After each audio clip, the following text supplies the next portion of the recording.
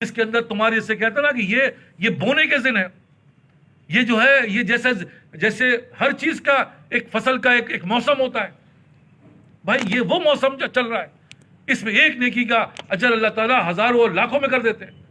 ہم اور آپ کی نیکیاں کہاں سے کریں گے؟ لیکن یہ عمل اگر ہو گیا، لیکن شرط وہی ہے جیسے میں نے کہا کہ شرط کیا ہے کہ دل کو بنانا ہے۔ جب تک یہ دل نہیں ہوگا اس وقت تک کچھ نہیں ہوگا۔ یہاں تو جسٹ اپوزٹ ہو جاتا ہے کہ بھائی کرتے کرتے اپنے حقوق سارے معاف کر دو، سب سے پہلے یہ میرا حق لا حول ولا قوت۔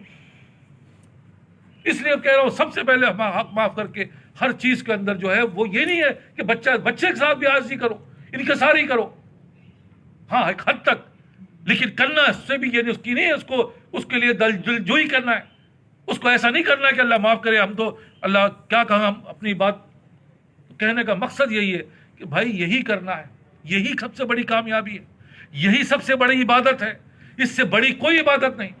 یہ باقی عبادت بہت معمولی ہے، اس کی نظر میں کوئی حیثیت نہیں ہے اس کے سامنے، لیکن جس کی حیثیت نہیں ہے اس کے پیچھے بھاگ رہے ہیں۔ قبرستان جائیں گے، ہاں بھائی اس کا انتظام، اس کے اوپر پیسے، اس کے اوپر کیا کچھ خرچ ہو رہا ہے، اور جو کرنا چاہیے ماں باپ کے اوپر 100 روپے خرچ کرنے کو تیار ہے۔ پر اس دنوں کے اندر خدا کے لیے دیکھو، ضرورت کسی کو نہیں ہے، بار بار سمجھا رہا ہوں، بے ضرورت دیا تو یہ احسان کیا، اور اللہ کہتا ہے احسان کرو۔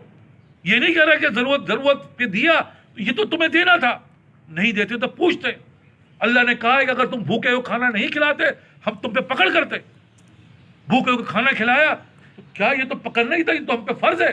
اسی طرح ماں باپ کے ساتھ اگر ہم نے، یا عزیز و اقارب کے ساتھ ہم نے اگر اچھے اعمال جو کیے، یہ سمجھ کے کیا کہ بھائی اس کی تکلیف تو میں نے کیا، ارے بھائی ہمارے اللہ معاف کرے، ایسی لعنت ہمارے اوپر ہو گئی۔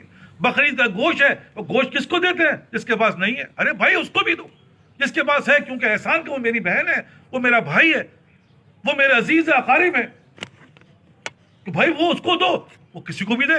اسی طرح ہر چیز ہے، زکوٰۃ دے صاحب اسی کو دیں گے، ارے زکوٰۃ کے علاوہ بھی تو چیزیں ہیں، زکوٰۃ کے علاوہ بھی تو صدقات ہیں، آپ نیک اعمال ہیں، یہ سب کیا ہیں؟ ہدیہ ہے، یہ سب چیزیں یہ محبت کو بڑھاتی ہے، یہ اس کے درجات کو بڑھاتی ہے۔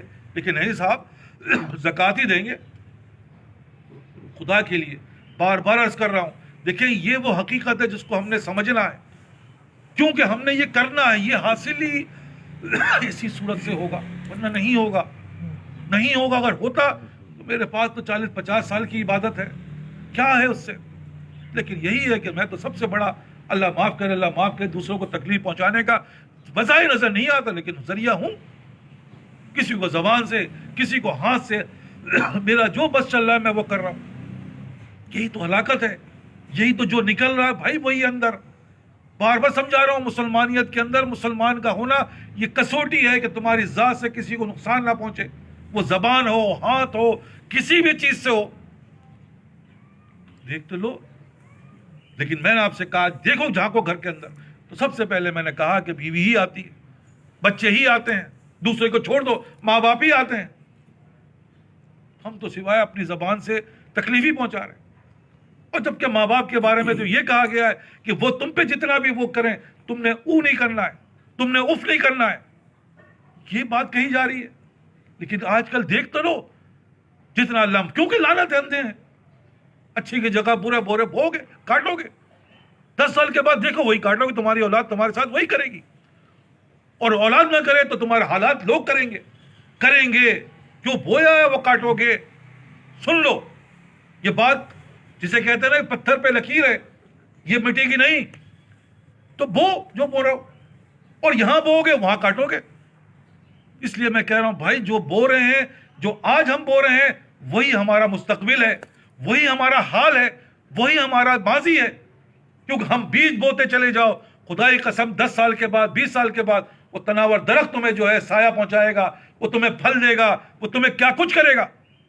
لیکن وہی ہو رہا ہے، وہی اولاد کانٹے بن گئی، وہی بھائی بہن ایک دوسرے کے اللہ معاف کرے جو باپ تھے ماں تھے جب تک تھے، اس کے بعد تو ایسا دوسرے کا نوچ رہے ہیں کہ بیان سے باہر ہے، کیونکہ بویا ہے یہی تو کاٹو گے یہی، اس پہ کیا ہے، اس پہ وہ ہے۔ اس لیے آپ سب سے کی درخواست ہے، آج کا دن جو ہے وہ بہت مبارک دن ہے، اور آج کے دن کے بعد جتنے بھی جو ہے دن آئیں گے وہ سب مبارک ہے۔ حج کے دن آئیں گے وہ بھی مبارک ہے، اور قربانی کے دن آئیں گے وہ بھی مبارک ہے۔ بھائی ان مبارک دنوں میں خدا کے لیے جتنا، جیسے بار بار عرض کر رہا ہوں، دیکھو گناہ کرنا ایک الگ فعل ہے، بہت سخت گناہ ہے، لیکن وہی گناہ اگر جا کے مسجد میں کرنا شروع کر دے کوئی، کتنا گناہ بڑھ گیا، اور وہی گناہ جا کے خانہ کعبہ میں شروع کر دے کوئی، تو بات سمجھنے کی ہے کہ بھائی جس دور سے ہم گزر رہے ہیں، اللہ معاف کرے، گناہ ہم تو مسجد میں بھی کر رہے ہیں، ہم تو اللہ معاف کرے، ہمارا حال تو یہ ہے کہ ہمیں کوئی چیز اثر نہیں کر رہی، تو یہ ہلاکت ہے ہماری۔ خدا کے لیے بار بار کہہ رہا ہوں، دیکھو ان باتوں کو سمجھو، اس کی سینسیٹیوٹی کو سمجھو، اگر یہ سمجھ گئے تو سب سمجھ گئے، یہ بھی سمجھ میں نہیں آئے گی تو پہلا میں نے کہا کہ کیا کرو، اللہ سے مانگو، انشاءاللہ اللہ تمہیں جب دے گا تو کوئی نہ کوئی ذرائع پیدا کرے گا، یہ چیز خود بخود چیزیں نہ شد، هیچ آهن خنجر تیغ نشد، هیچ حلوائی نشد استاد کار، مولوی ہرگز نشد مولائے روم تا غلام شمس تبریزی نشد۔ بھائی یہ وہ حقیقت ہے، کوئی آئے گا، کوئی ملے گا، کوئی پہنچائے گا تمہیں وہاں تک، اللہ تعالیٰ اس کے ذریعے تمہیں وہاں تک لے جائے گا۔ اگر نہیں ہے کوئی، جیسے کہا کہ بیوی نہیں ہے تو بچہ کہاں سے آئے گا، ہے بھائی، اس کے بغیر تو نہیں ہو سکتا۔ ہاں جو آئے گا حرام کاری ہوگی، اللہ معاف کے لعنتی ہوگی، لیکن سب سے پہلے یہی اللہ سے مانگو۔ دوسرا کیا ہے؟ صحبت ہی تمہیں سب کچھ کروائے گی۔ اہل اللہ کی صحبت ہی چیز بناتی ہے، کیونکہ بنانے والے کے حوالے کر دو۔ دو چیزیں ہیں، اپنے آپ کو کہتے ہیں کہ بھائی ہم نے اپنے آپ کو جو ہے وہ ان کا ہاتھ پکڑ لیا۔ دیکھیں اس کی مثال ایک دے رہا ہوں، بند کر رہا ہوں اس کے بعد اپنی بات کو، کہ کسی نے کہا کہ حضرت جو سیلاب آیا ہوا تھا، جو ہے اکثر سیلابوں میں پانی کا ریلا ہوتا ہے، تو ایک دوسرے کا ہاتھ پکڑ کے انسان جو ہے وہ دریا کراس کرتے ہیں، یا پھر اس نالے کو کراس کرتے ہیں جہاں پانی آتا ہے۔ تو باپ اور بیٹا چلے، باپ نے کہا بیٹا تم میرا ہاتھ مضبوطی سے پکڑ لینا، چھوڑنا نہیں، دیکھو سیلاب کا بہت ریلا تیز ہے۔ تو بیٹا سمجھدار تھا، بیٹا نے کہا باپ، والد صاحب آپ میرا ہاتھ پکڑ لیں۔ میں نے آپ کا ہاتھ پکڑا، ہو سکتا ہے کہ میں ان حالات کی وجہ سے آپ کا ہاتھ چھوڑ دوں، لیکن باپ نے اگر اپنی اولاد کا ہاتھ پکڑ لیا تو وہ مر جائے گا، لیکن اپنی اولاد کا ہاتھ چھوڑے گا نہیں۔ یہی میں عرض کر رہا ہوں، دیکھو دو چیزیں، ہاتھ کو پکڑنا، ہاتھ کو پکڑوانا۔ ہاتھ کو پکڑو گے کہیں نہ کہیں چھوڑ دو گے، حالات تمہیں چھڑا دے گی، لیکن جب ہاتھ پکڑوا دو گے تو پھر تمہیں چھوڑ نہیں سکتے، وہ تمہیں چھوڑیں گے نہیں، اور انشاءاللہ تمہیں جنت تک لے جا کے چھوڑتے ہیں۔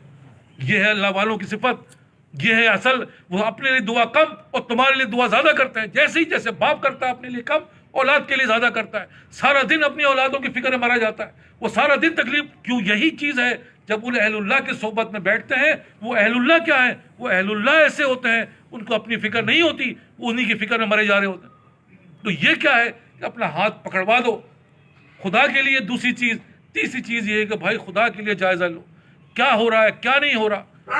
بار بار سمجھا رہا ہوں، دیکھو ڈاکٹر کی دوا لا کے انسان سست نہیں ہو جاتا، بلکہ دیکھتا ہے، شوگر والا ہر وقت چیک کر رہا ہے شوگر کم ہو رہی ہے زیادہ ہو رہی ہے، بلڈ پریشر والا چیک کرتا ہے کہ بلڈ پریشر کم ہو رہا ہے زیادہ ہو رہا ہے، دوائی ہر چیز میں چیک کرتے ہو، اور یہی اس کی علامت ہے۔